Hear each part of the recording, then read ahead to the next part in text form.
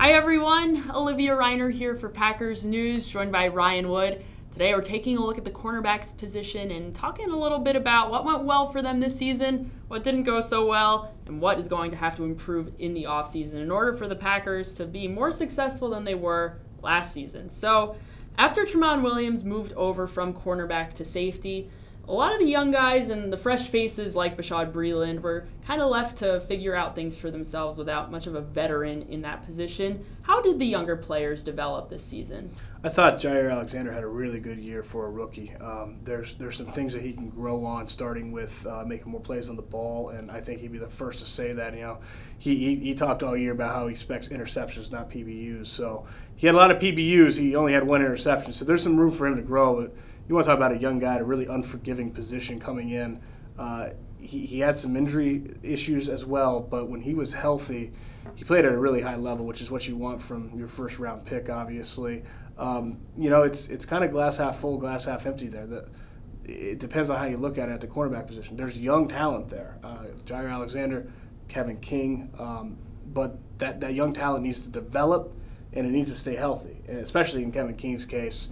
He's played 15 of the 32 games in his 2 years. He's played less than half of the games that the Packers have played. And when he's healthy, I think he's their best corner. He's long. He's 6'3". He runs 4.43.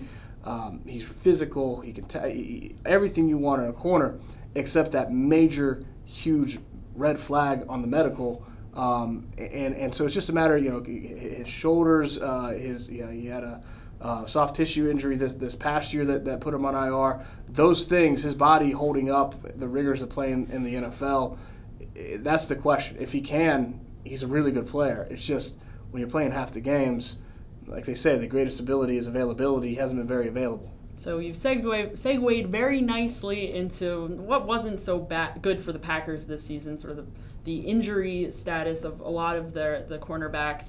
We got Jair Alexander, Kevin King, Bashaud Breeland. I mean, we could keep counting on our fingers here.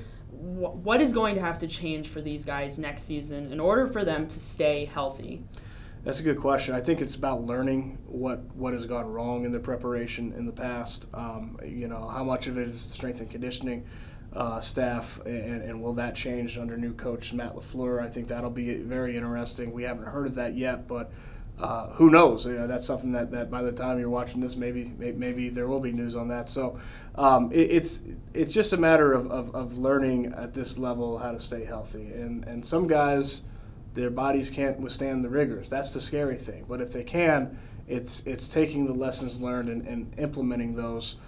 This is a position that has just been ravaged by injuries, really more than any other on the roster. And that's saying something, because Packers have had their share of injuries, but corner specifically has been a trouble point from the weekly injury report standpoint.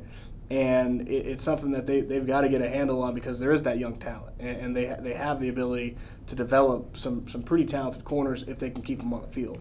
So how can the Packers bolster that cornerback's position that has been so ravaged by injury this past season for this upcoming season? It'll be interesting to see where Tramon Williams plays. You know, do they do anything at safety, for example? That secondary is interlocked between those two positions. If he's able to slide back over to corner, that gives him more veteran presence there on the perimeter of the field. If he stays at safety, where he was quite good at after moving, then you're going to see really, really young guys. Maybe they bring in another veteran to kind of add to the group. But I think that the biggest thing is just allowing the space to grow those young players and develop those young players. They need space to be able to do that. They need practice reps. They need snaps. And they can't do that if they don't stay healthy. I mean, you got to stay healthy to get those.